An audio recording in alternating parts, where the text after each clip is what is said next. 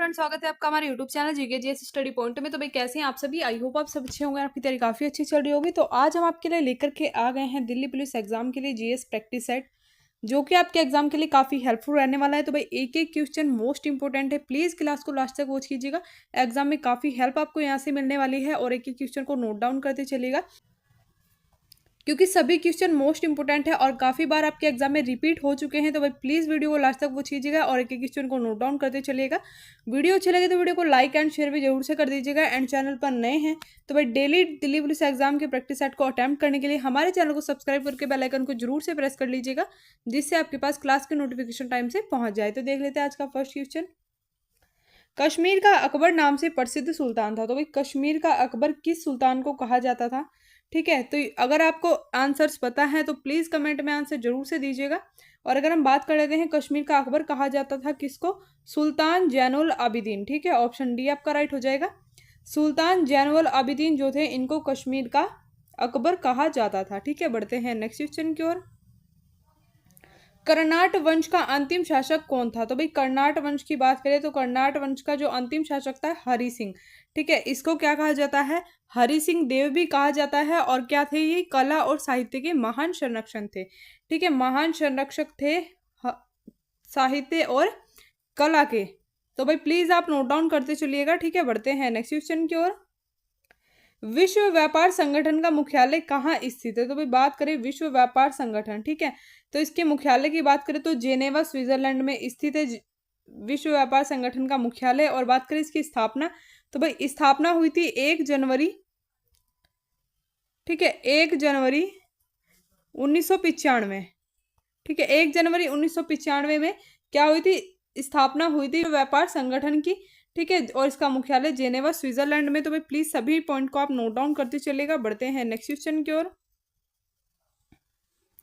निम्नलिखित में से कौन हैदराबाद के स्वतंत्र राज्य का संस्थापक था? तो भाई इनमें से कौन हैदराबाद के स्वतंत्र राज्य का संस्थापक था? तो ऑप्शन नंबर हो जाएगा डी। ठीक है, चिनकिलीज खां। चिनकिलीज खां जो थे क्या थे? हैदराबाद के स्वतंत्र राज्य के संस्थापक।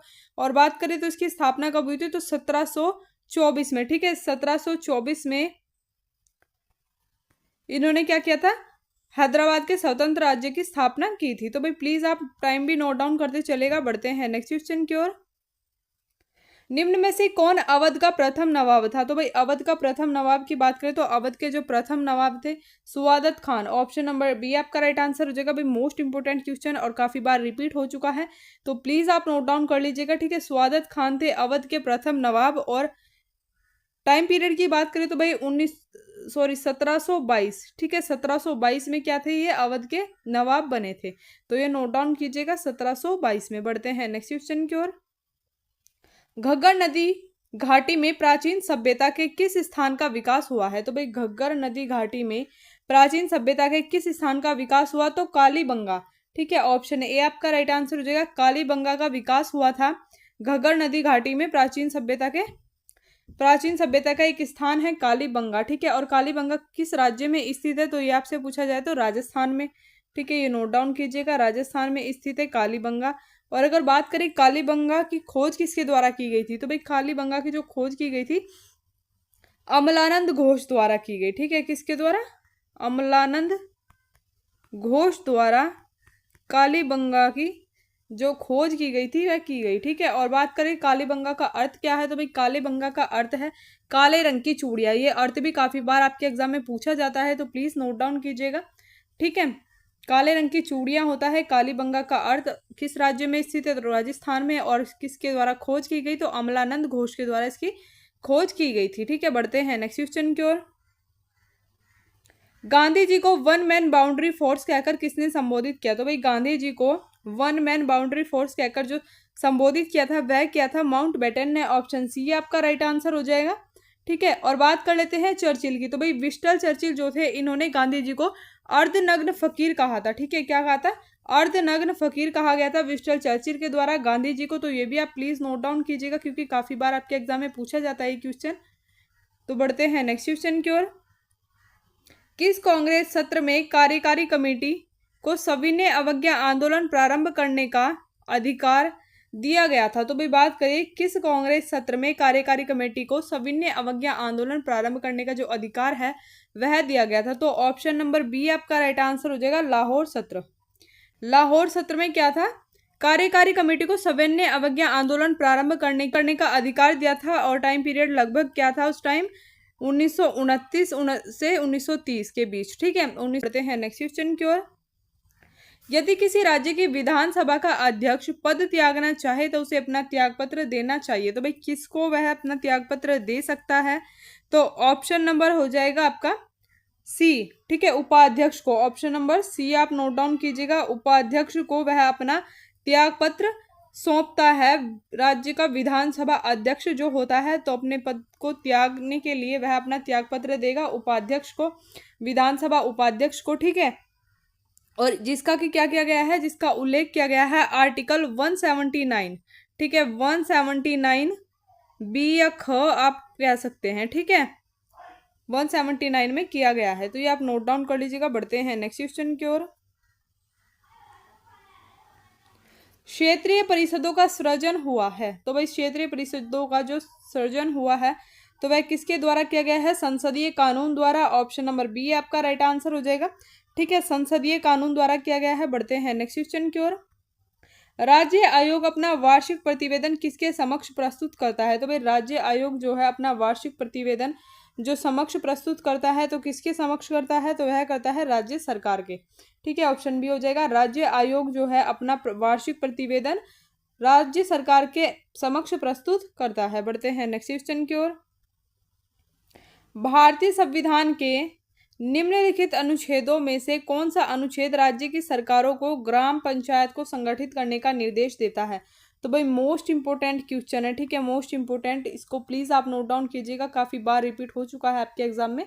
भारतीय संविधान का जो अनुच्छेद 40, ठीक है, ऑप्शन नंबर सी हो जाएगा, अनुच्छेद 40 जो है यह क्या करता है, राज्य की सरकारों को ग्राम पंचायत को संगठित करने का निर्देश देता है। ठीक है, बढ़ते हैं नेक्स्ट क्वेश्चन की ओर। उगादी निम्नलिखित में से किस राज्य का प्रसिद्ध त्योहार है। तो भाई उगादी जो है यह किस राज्य का प्रसिद्ध त्योहार है, तो आंध्र प्रदेश। ठीक है, आंध्र प्रदेश का यह प्रसिद्ध त्योहार है। और कब किया मनाया जाता है यह, तो भाई चैत्र में। ठीक है, चैत्र माह में मनाया जाता है उगादी नामक जो त्योहार है आंध्र प्रदेश का। ठीक है, बढ़ते हैं नेक्स्ट क्वेश्चन की ओर।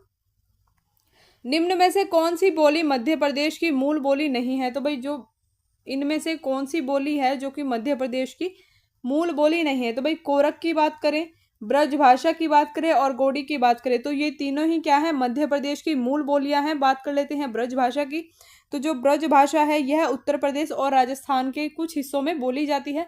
लेकिन अगर हम बात कर लेते हैं मैथिली की, ठीक है, तो मैथिली जो है यह किस प्रदेश की बोली है, तो यह बिहार की बोली है। ठीक है, यह किसकी, बिहार की बोली है। तो भाई ये आप नोट डाउन कर लीजिएगा, ऑप्शन डी आपका राइट आंसर हो जाएगा। और ब्रज भाषा के बारे में आप बात करें तो यूपी और राजस्थान, ठीक है, यूपी और राजस्थान के भी कुछ हिस्सों में यह बोली जाती है। तो भाई आप नोट डाउन करते चलिएगा। बढ़ते हैं नेक्स्ट क्वेश्चन की ओर। शांति के क्षेत्र में नोबेल प्राइज 2024 का विजेता कौन सा संगठन है। तो भाई शांति के क्षेत्र में नोबेल प्राइज 2024 का जो विजेता है वह कौन है, निहोन हिंडाल्के। ऑप्शन बी हो जाएगा, निहोन हिंडाल्के जो है यह क्या है, शांति के क्षेत्र में नोबेल प्राइज 2024 के विजेता हैं। और अगर बात कर लेते हैं तो यह निहोन हिंडाल्के जो संगठन है यह कैसा संगठन है, क्या इसका काम है, तो इसकी बात करें तो यह एक क्या है, जापानी संगठन है जो कि क्या करता है, परमाणु बम को नष्ट करने की बात करता है। जिनके पास भी परमाणु बम है तो यह संगठन उनसे बात करता है और बात करके क्या कहता है कि भाई परमाणु बम जो भी है यह काफ़ी खतरनाक है, तो प्लीज़ इसको आप रिफ्यूज़ कर दीजिए, इसको आप नष्ट कर दीजिए, ये इसी में हम सबकी भलाई है, तो इस बारे में बात करता है। और अगर बात कर लेते हैं जापान में प्रथम परमाणु बम कब गिराया गया था, ये भी आपके लिए इंपॉर्टेंट क्वेश्चन है। तो भाई जापान में जो प्रथम परमाणु बम गिराया गया था 6 अगस्त 1945 को। ठीक है, 6 अगस्त 1945 को कहाँ पे गिराया गया था, हिरोशिमा में बम गिराया गया था प्रथम बार। ठीक है, हिरोशिमा में गिराया गया था परमाणु बम जो प्रथम बार गिराया गया था। और अगर बात करें दूसरा परमाणु बम कब गिराया गया था, तो भाई ये गिराया गया था 9 अगस्त 1945 को ही नागासाकी शहर पर गिराया गया था। ठीक है, जापान के नागासाकी शहर पर गिराया गया था 9 अगस्त को, और 6 अगस्त को गिराया गया था हिरोशिमा पर। तो भाई मोस्ट इंपोर्टेंट क्वेश्चन है, ठीक है, आप सभी को पॉइंट को नोट डाउन करते चलेगा। बढ़ते हैं नेक्स्ट क्वेश्चन की ओर। निम्न में से कौन भारत का दूसरा मुगल शासक था? तो भाई भारत का जो दूसरा मुगल शासक था वह कौन था? हुमायूं। ऑप्शन डी हो जाएगा आपका राइट आंसर। बात कर लेते हैं प्रथम शासक कौन था? तो भाई बाबर, ठीक है, जिसने क्या किया था? मुगल वंश की नींव रखी थी बाबर ने। और बात करें कब से कब तक था इसका टाइम पीरियड, तो भाई 1526 से, ठीक है, 1526 से 1530 तक बाबर का शासन था। और बात कर लेते हैं हुमायूं का, तो भाई 1530 से और कब तक था? 1540 तक, ठीक है, 1540 तक फिर हुमायूं का शासन था। तो भाई प्लीज आप नोट डाउन कर लीजिएगा। बढ़ते हैं नेक्स्ट क्वेश्चन की ओर। सीबीआई के वर्तमान महानिदेशक कौन है? तो भाई ये करंट का क्वेश्चन भी काफी इंपॉर्टेंट है और इस टाइप के क्वेश्चन काफी पूछे जाते हैं, ठीक है। सीबीआई के वर्तमान महानिदेशक की बात कर लेते हैं तो कौन हो जाएंगे? प्रवीण सूद। ऑप्शन नंबर बी आपका राइट आंसर हो जाएगा। बढ़ते हैं नेक्स्ट क्वेश्चन की ओर। जला गीत स्त्रियों द्वारा कब गाया जाता है? तो भाई जो जला गीत होता है यह स्त्रियों द्वारा गाए जाते हैं कब? दुल्हन की बारात देखने जाने पर, ठीक है, ऑप्शन सी आपका राइट आंसर हो जाएगा। दुल्हन की बारात देखने जाने पर जला गीत स्त्रियों द्वारा गाए जाते हैं। बढ़ते हैं नेक्स्ट क्वेश्चन की ओर। महिला प्रीमियर लीग WPL 2025 का खिताब किसने जीता? तो भाई बात करें WPL 2025 का खिताब जो है यह किसने जीता था? तो मुंबई इंडियंस ने जीता। ऑप्शन बी आपका राइट आंसर हो जाएगा। और अगर बात कर लेते हैं इसमें किसको हराया है, तो भाई मुंबई इंडियंस ने दिल्ली को हराया। और बात करें कप्तान की, तो भाई कप्तान कौन थी इसकी मुंबई इंडियंस की? तो कप्तान थी हरमनप्रीत कौर, ठीक है। तो ये सभी पॉइंट आप प्लीज नोट डाउन कीजिएगा क्योंकि पूछे जाते हैं इस टाइप के क्वेश्चन आपके एग्जाम में। बढ़ते हैं नेक्स्ट क्वेश्चन की ओर। बांदीपुर राष्ट्रीय उद्यान जो कि कर्नाटक में स्थित है, ठीक है, कौन सी नदी बहती है इससे? तो भाई बांदीपुर राष्ट्रीय उद्यान से होकर के कौन सी नदी बहती है? तो ऑप्शन नंबर हो जाएगा सी, ठीक है, काबिनी नदी जो है यह बांदीपुर राष्ट्रीय उद्यान से होकर के गुजरती है। और बांदीपुर राष्ट्रीय उद्यान स्थित है कर्नाटक में। तो प्लीज आप नोट डाउन कीजिएगा, ठीक है। और अगर हम बात कर लेते हैं गोदावरी नदी की, तो भाई गोदावरी नदी को क्या कहा जाता है?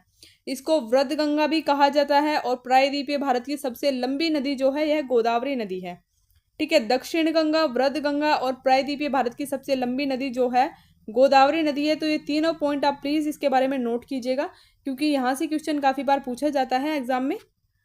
तो भाई ये थे आज के हमारे कुछ इंपॉर्टेंट क्वेश्चन। आई होप आपको क्लास अच्छी लगी होगी। क्लास अच्छी लगी हो तो भाई वीडियो को लाइक एंड शेयर जरूर से कर दीजिएगा। और अगर आप दिल्ली पुलिस एग्जाम की तैयारी कर रहे हैं तो भाई प्लीज चैनल के साथ में जुड़ जाइए क्योंकि हम डेली क्लासेस में मोस्ट इंपोर्टेंट क्वेश्चन के प्रैक्टिस सेट को डेली कवर कर रहे हैं। तो भाई प्लीज आप चैनल को सब्सक्राइब कर लीजिएगा और